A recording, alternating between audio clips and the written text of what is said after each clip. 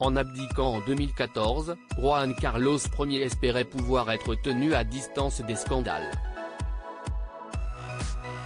Mais l'ancien roi d'Espagne voit son passé refaire surface avec le podcast Corina et le roi qui donne la parole à son ex-maîtresse et la diffusion, sur HBO, de la série documentaire Sauver le roi décortique, elle, la protection dont il a bénéficié pour taire ses scandales, alors qu'il bataille contre son ancienne amante devant la justice. Des détails impliquant son fils Felipe, actuel monarque marié à Letizia, ont fait ainsi surface. L'Espagne tout entière est tenue en haleine par les déclarations qui ressortent de ce podcast, du documentaire et du travail de la justice. Corina Tsous invite Steinheim à rencontrer Juan Carlos en 2004, au cours d'une partie de chasse organisée en Espagne dans la propriété du duc de Westminster.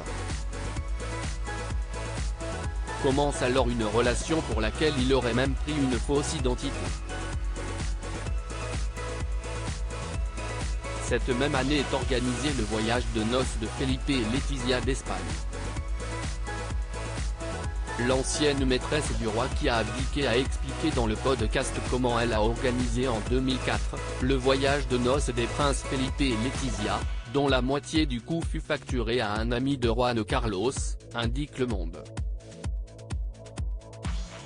Le coût de ce séjour romantique avait choqué l'opinion mais il avait été assuré qu'il avait été financé avec des fonds propres. Si est le père du marié, le roi Juan Carlos qui est l'un des généreux organisateurs du voyage.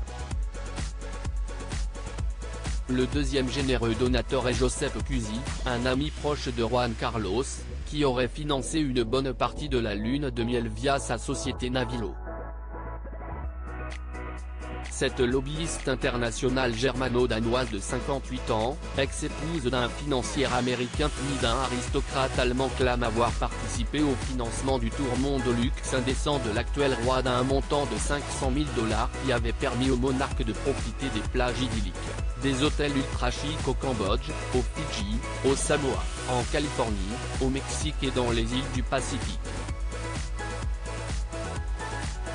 Aujourd'hui, celle qui a été couverte de cadeaux par Juan Carlos affirme être harcelée et espionnée par sur ordre de l'ancien monarque. La descente aux enfers d'un roi l'ex-roi, qui vit en exil depuis 2020 aux Émirats arabes unis et dément fermement les accusations, a engagé une procédure judiciaire pour obtenir l'immunité.